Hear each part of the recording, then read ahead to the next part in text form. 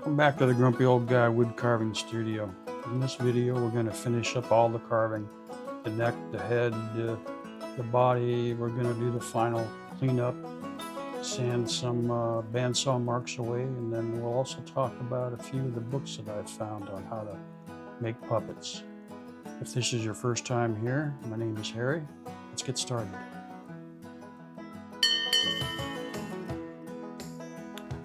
My epoxy putty wood filler has dried overnight, so now I'm going to take a piece of 80 grit and smooth out this bowl and make it as deep as I need to so that the head will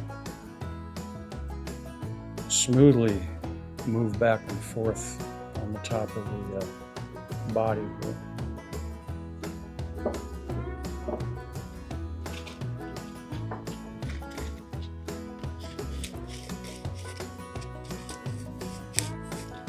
That's all I'm going to do is just sand away. After I get through getting it down to the shape and the size that I want, then I'll take a piece of 180 grit and smooth it out just a little bit.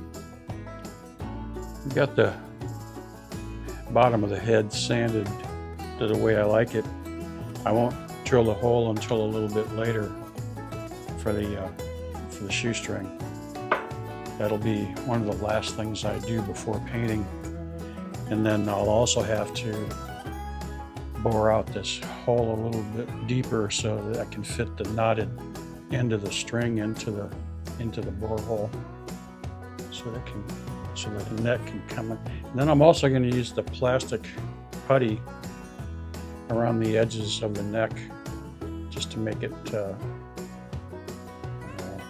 there's less of a gap in there. Next thing I want to do is start working on the arms. I've got the notch cut, and I want to start shaping the arms. While working on my current project, the Me Marionette, I have time to think about what I'm going to be doing next. So I started coming up with some drawings to scale. It's only about a foot high. That's about the same height as the one I'm working on now. I'm limited to what I can work with because of the size of the bandsaw that I have. I've been thinking about different ways of joining the hips and the arms and the legs and all that stuff. And over the last couple of days, I picked up some books. Actually, they were delivered to me. This is one of the, I like this one a lot. This is Making and Manipulating Marionettes by David Carell. It's available online. Another one I just got was Helen Fling's Marionettes, How to Make Them and Make Them Work. How to Make and Work Them. This one's got some good ideas. These are all older books. But the ideas are sound. Some of the materials they used may not be available any longer.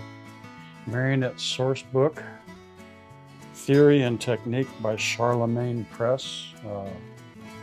Lumen Coed, I think is how you pronounce it. I don't know. This one's got some good information in it. And then the last is Mabel and Les Beaton's Complete Book of Marionettes. Also good ideas. The source book, well, actually these three are my favorites so far.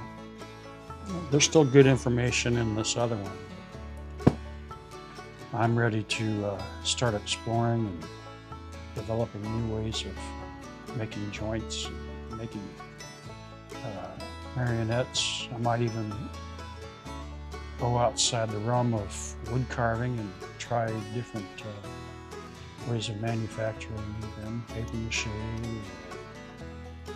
foam. Still haven't figured out how to do clothing yet. I'm not a sewer. I don't really want to get into sewing. It's just one more thing I don't have room for. And time. I'd rather carve and make YouTube videos than sit and carve or make dresses for carvings for puppets. Maybe I can hire somebody to do that.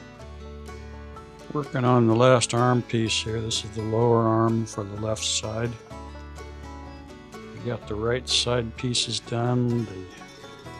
The left side upper arm is done. And these are really rough shaped. I'm not, like I said, it's just a caricature.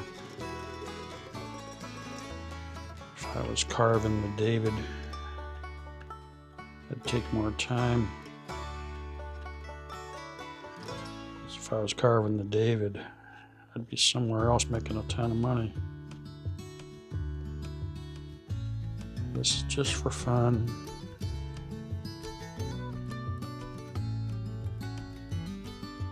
And the videos are just for fun too. I like sharing my art.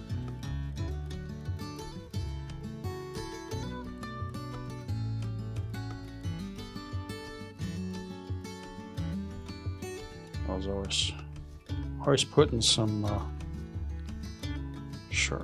short videos on Facebook for my friends, along with pictures of what I'm doing and my progress. So I thought, why not just take it one step further? Start making YouTube videos. One of these days somebody will find me and they'll appreciate it. But for now, I'm enjoying it, having fun. I'm doing what I love to do. Killing time, that's the big thing right now. I'm 71, so if I don't keep busy, I'll just sit in my chair, watch TV, and get fatter. Probably watching YouTube videos.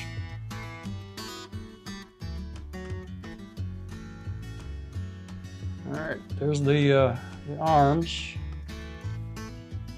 Got them down to the shape and the size that I want. Not sure how I'm going to attach the hands yet. I'm thinking about putting a very small eye screw in the ends here, or actually put it in the hands, in the wrists, and have that cut a groove here and then put a pin through so that it hinges on the wrist like that. We'll see. I still got a lot of work to do on the hands. This part here will be cut off. This is for holding on to it so I can carve it. It'll be cut flush right about there. So I gotta get that shape down to the size. Or maybe I'll leave a little bit of a wrist there to give it so that it moves smoothly into the size of the wrist. Hold it on. We'll see. Still got a lot of thinking to do. Oh man, I don't know what I got myself into here. The hands are going to be the hardest part. They're going to be the most fragile. And so I've got the grain running along here, along the length of the fingers.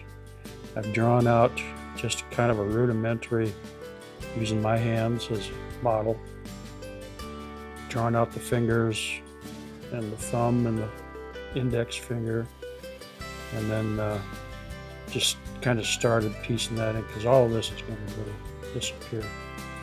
I might have the fingers not sticking, not together like that, but maybe have one finger sticking out more than the others, and then have the others kind of curved downwards. Like I say, it's going to be hit and miss, and I'll have to plan it as I'm going, but if it looks like I can pull it off without breaking off the fingers, then that's what I'm going to do.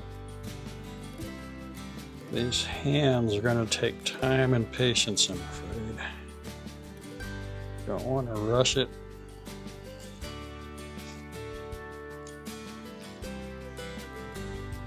And I don't know if I'm going to get too fancy with the fingers. I think they might just be hold them together like that, at least for this first one. I want to make sure that I'm not doing anything too crazy to break off the fingers.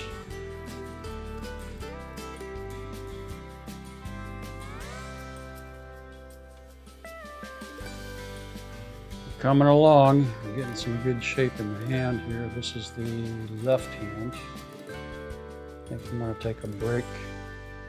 If I get too anxious or carried away, I'll snap his little fingers off. So, got the left hand pretty much finished now. I think it's pretty big, but it's a caricature and I want the hands to be big. The head's too big, the hands are too big, the boots are too big. So, we're gonna continue on with the right hand now. I think what I'm gonna do is trim the wrist down to about there and then cut a slot in the arm, the end of the arm, and put a little screw eye in there, and then use a piece of wire to go through the screw eye, so that I've got some movement in the wrist.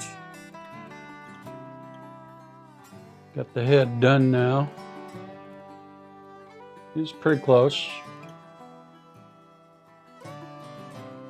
Not exact, but he's just a caricature. Now I'm going to use a Forstner bit, a very small. The smallest one I've got. It's smaller than this hole, but I need to bore this further.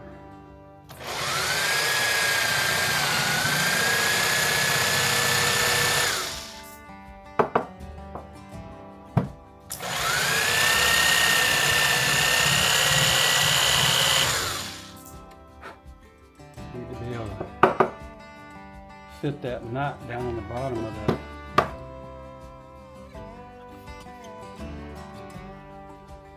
Now I need to drill a hole in the head.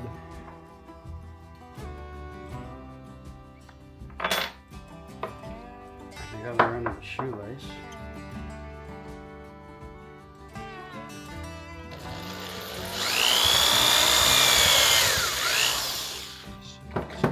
This end is going to have the taped end.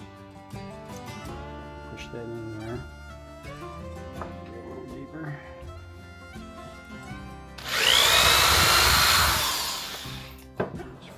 Way into that deeper hole I used for the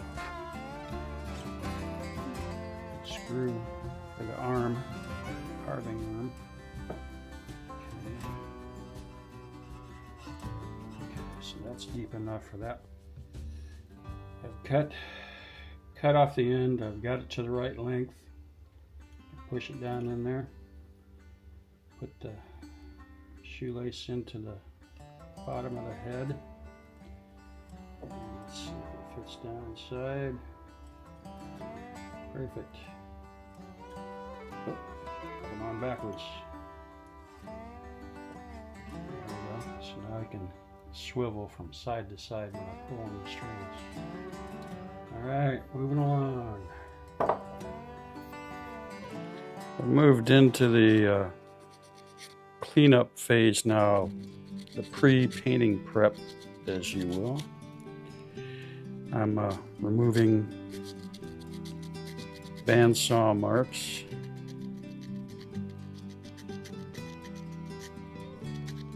Could have done all this earlier, but I generally do this type of stuff right before painting because it gives me a better chance to inspect the whole thing. Make sure I've got all my holes drilled. Like I said, I'm going to paint the joint areas black with acrylic paint. Again, just an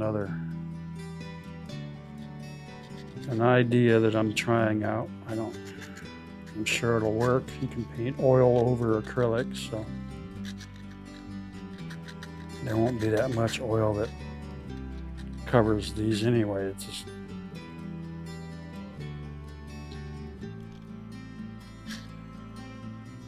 I put some temporary pegs in his arms and shoulders just to give you an idea what he's going to look like. His head's kind of loose on there, which is what we want.